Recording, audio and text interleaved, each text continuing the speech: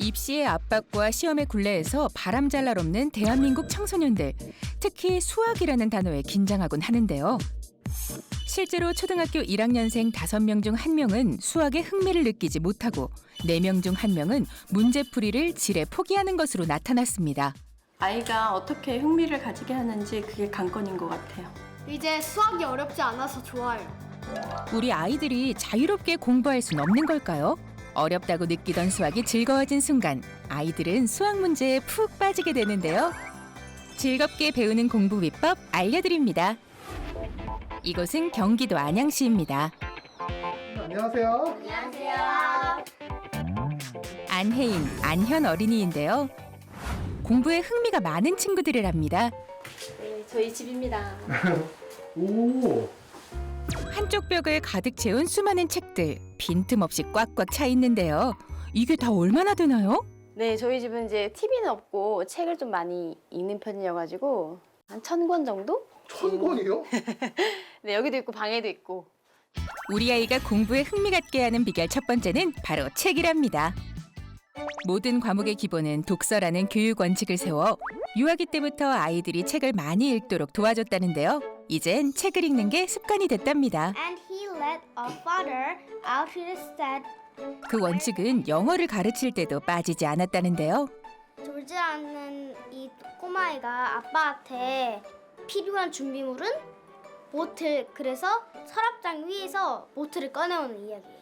엄마가 저랑 같이 책 읽어주시면서 모르는 단어를 찾아주셔서 그렇게 영어를 잘하게 됐어요. 그게 비결이라고 할까나? 항상 아이들과 함께 책을 읽어주고 이해하지 못하는 부분은 함께 찾아나갔다는 것. 집에서 영어책을 좀 많이 보고 저랑 같이 놀고 그렇게 했었어요, 영어를. 이 교육법이 잘 맞았는지 아직 7살인 안현 어린이는 초등학교 3학년 수준의 문제집도 푼다고 합니다. 푸는 게 어렵지 않아요? 네. 아, 정말로요? 옛날에 많이 풀어봐가지고. 집중하는 입과 눈빛 그리고 손가락까지 정말 놀라운 집중력을 보여줍니다. 혼자서도 뚝딱뚝딱 풀어낸 결과. 오! 안현 어린이가 수학에 흥미를 느끼게 된 이유는 뭘까요? 옛날에 제가 몰랐던 문제를 알게 되니까 신기해요. 그거 재밌어요. 5살 때부터 수학이란 새로운 세계에 빠져들었다는데요. 흥미를 가지게 된 결정적 요인은 바로 공부에 흥미 갖게 하는 두 번째 비결. 놀이처럼 문제에 접근하는 것. 현아, 정육면체를 알아? 여기 6개 도면이 있잖아. 여기서 정육면체가 되는 도면들이 있거든. 어떤 걸까? 이렇게 정육면체에 대해 배울 때도 정육면체 전개도를 직접 종이에 그리고 잘라보고 조립해보면서 익혀나가는데요. 놀이로 접근할 수 있다는 거죠. 직접 느끼면서 공부하다 보면 이해력도 더 높아지고요. 스스로 학습법을 찾아 그 능력이 향상되기도 하는데요. 이렇게 영상을 찍으며 설명을 하고 말을 하면서 영어가 느는 것처럼 말이죠. Hi, my name is Julie. As you know, today what I want to talk about today is about lizard. Well, I'm going to talk about pets, but now it's a lizard. 집에서 하는 학습을 통해 이렇게 영어를 잘할 수 있다니 놀랍죠. Literally nice friend. 책에 있는 영어로 외우는 것보다는 집에 있는 무언가로 스피치를 해보니까 그런 게 책 외우는 것보다 스피치 활용이 더 되는 것 같아요. 공부에 흥미를 갖게 하는 마지막 비결. 하루에 단 10분이라도 꾸준하게 하라. 올바른 습관을 길러주는 게 핵심이라는데요. 얘들아, 이제 좀 책 좀 읽자. 30분 정도 읽어. 그 습관을 엄마도 함께 한다는 게 키포인트.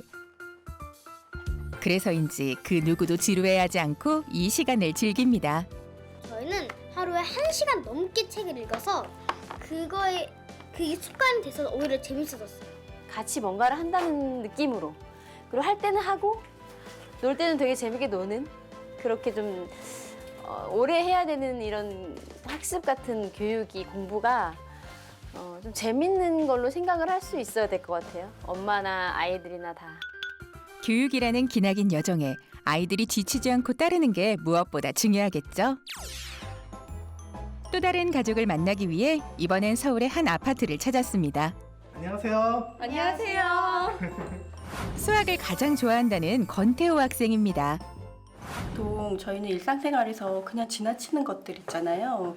뭐 그림자를 본다든가 그러면 그걸 보면 그거를 수학적으로 어떻게 좀 생각을 요새 좀 많이 하는 것 같더라고요.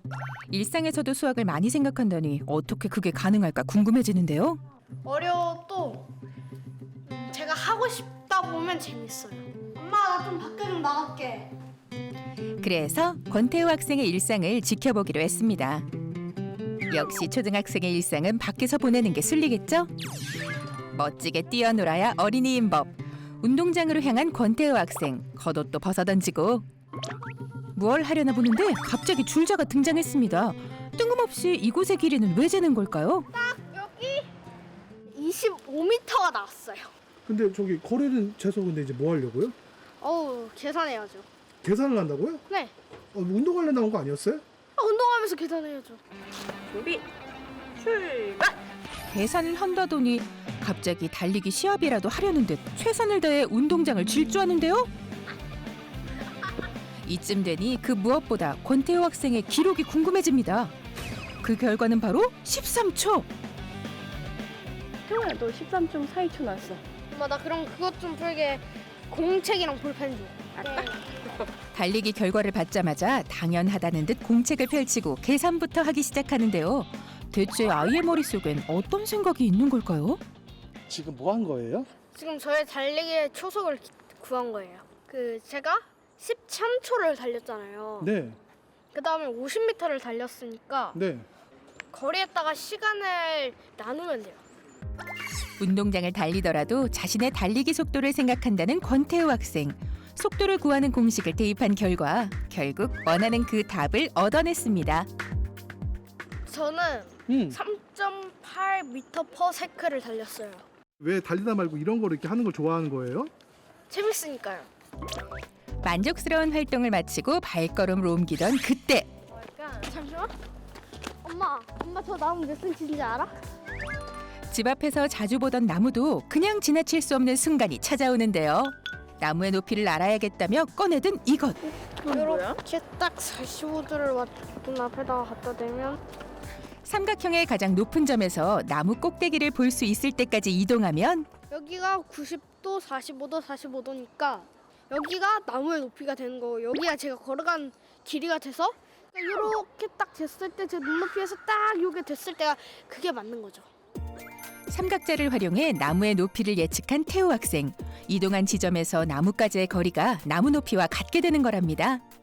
숙제할 때나 공부할 때 이렇게 좀 도와주다 보니까 얘가 이제 조금 수학을 재밌어하고 흥미있어 하는 것 같더라고요. 엄마와 함께한 외출이 즐거운 탐방이 되었던 것 같죠. 하지만 처음부터 그랬던 건 아니랍니다. 수학을 처음에는 좀 많이 어려워하고 흥미없어 했었거든요. 근데 좀 어떤 계기가 있어가지고 그 시점부터 이제 좋아하게 됐죠. 권태호 학생의 놀라운 과거 모습은 반전 그 자체였다는데요. 써봐 빨리. 아니 모르겠어. 불과 몇 년 전만 하더라도 수학에 대한 관심은 현저히 낮을 뿐더러 문제집을 풀어야 할 때면 집중력도 떨어졌다는 것. 이랬던 태호 학생이 수학에 흥미를 느끼게 된 이유는 바로 수학이나 과학에 관련된 전시회를 다니며 시작됐다는데요. 직접 체험한 경험이 밑바탕이 되어 점차 수학의 매력에 빠지게 됐다는 것. 오 많이 맞출 수 있다 이거 한 개 내면. 오! 집에서도 흥미가 떨어지지 않도록 놀이 형식의 방법을 선택해 집중력을 키워나갔답니다.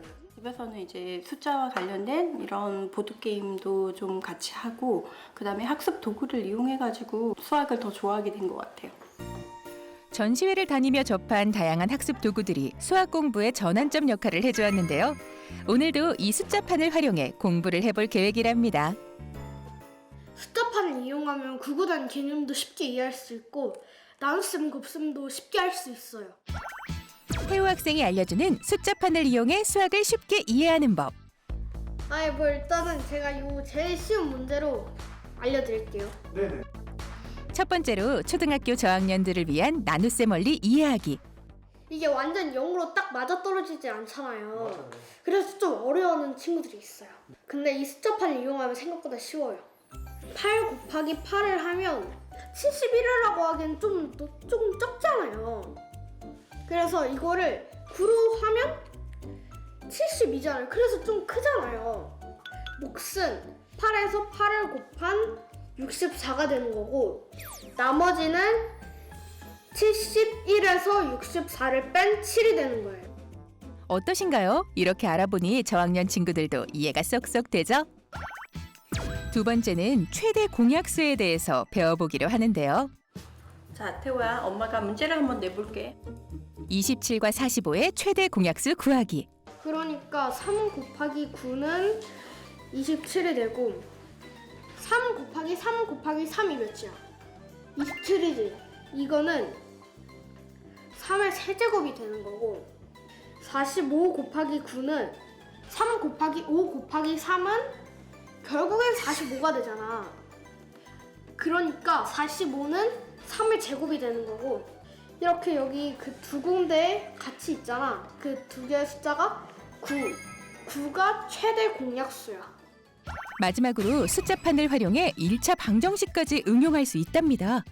미지수 x와 y로 만들어지는 1차 방정식을 살펴볼까요? 0 더하기 1은 1이잖아요. 그러면 y는 1이 되고 0이 돼요. 여기 y축과 x축이 있어요. 그러면 y축에다가 넣어야겠죠. 1 곱하기 2는 2잖아요. 2 더하기 1은 3이죠. 그러면 y는 3이 되고 x는 1이 돼요. y가 3으로 나왔으니까 그럼 여기에 올리면 되겠죠. 4 곱하기 2는 8이잖아요. 거기다가 1을 더하면 9가 되고, 그럼 y는 9겠죠. 그러면 일단 얘는 4였으니까 일단 4가 되고, 그럼 여기다가 놓으면 되겠죠. 숫자판을 통해 1차 방정식의 그래프를 이해하고 완성한 태호 학생 놀랍습니다. 하다 보니까 그냥 이런 게 쉬워졌어요. 이런 걸 계속 공부하고 하다 보니까 되게 쉬워졌어요. 중등 수학의 원리까지 파악하게 됐다는 건데요. 이렇게 학습 도구를 사용하면 아이의 흥미를 유도할 수도 있고 이해력도 높아진답니다. 아이들이 수학을 포기하지 않고 가장 좋아하는 과목이 됐으면 하는 마음에서 이러한 다양한 수학 교구들이 탄생하는 거겠죠? 대칭 패턴 등의 이해를 통한 구구단 학습은 기본 역할이며, 또 나아가 나눗셈, 분수의 학습, 약수, 배수의 학습 및 2차 방정식의 해 구하기 등 중등학습을 배움에 있어서도 쉽게 접근이 가능합니다. 대한민국 교육의 현실도 바뀔 수 있습니다. 아이들이 자유롭게 사고하고 즐겁게 배울 수 있도록 흥미를 유발하는 현명한 교육법을 통해 우리 아이들의 미래를 밝혀주세요.